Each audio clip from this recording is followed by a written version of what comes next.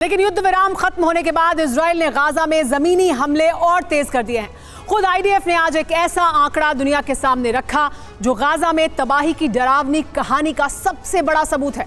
Israeli सेना के मुताबिक युद्ध शुरू होने के बाद उसने पूरे गाजा यानी 365 वर्ग किलोमीटर के इलाके में 1 लाख गोले दागे हैं। ये देख लीजिए संख्या, 1 लाख गोले, यानी गाजा के 1 वर्ग किलोमीटर इलाके में करीब 274 गोले दागे गए हैं। एक और तस्वीर आपको बताते हैं, देखिए गाजा में इजराइल के आक्रामक ऑपरेशन से हमास में हाहाकार मचा हुआ है। 3 दिसंबर को 24 घंटे में ही इजराइल के हमले में 1000 हमास लड़ाके मारे गए। हमास लड़ाकों की मौत की संख्या अब 6000 तक पहुंच गई है।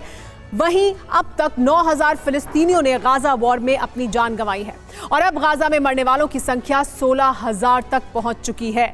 लेकिन बड़ी संख्या में हमास के लड़ाकों को खत्म किया है इजराइल ने।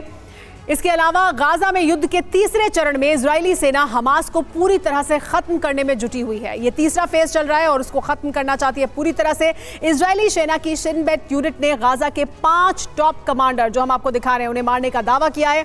आईडीएफ के मुताबिक हमास के ये सभी कमांडर उसकी नॉर्थ गाजा ब्रिगेड को लीड कर रहे थे।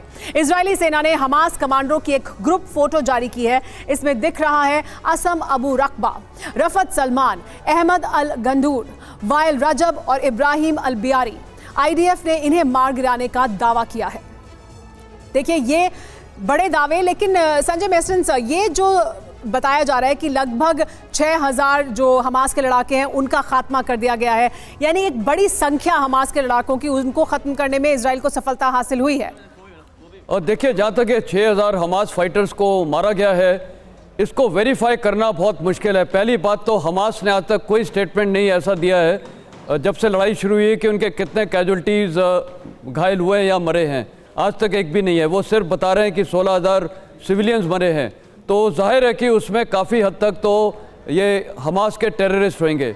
दूसरा, इजरायली सेना के पास भी कोई तरीका नहीं है वेरीफाई करने का, क्योंकि अगर वो होते, ये इनको दिखते, हाथ में आते, तो उनकी फ़ोटोग्राफ्स वगैरह दिखाते, डेड बॉडीज़ को दिखाते, ये हमने फाइटर्स मारे। तो ये जो फिगर्स हैं, इसका सही में अंदाज या अनुमान लगाना ना इजरायली सेना के लिए पॉसिबल है। हमास को पता होगा, लेकिन वो फिगर्स नहीं दिखा के और जाहिर कर रही है कि ये सारे सिविलियन कैजुअल्टीज़ हैं। तो ये एक तो पॉइंट, आपके मुताबिक ये जरूरी नहीं है कि हम इन आंकड़ों पर सीधे इसी तरह से यकीन कर लें। कलर एसडी नहीं, आप भी मानते हैं कि ये डिस्प्यूटेड हो सकता है ये आंकड़ा, लेकिन अगर 6000 लड़ाके मारे हैं तो बहुत बड़ी सफलता अपने आप में है क्या इजराइल के लिए, क्योंकि यही तो उनका बड़ा टारगेट था।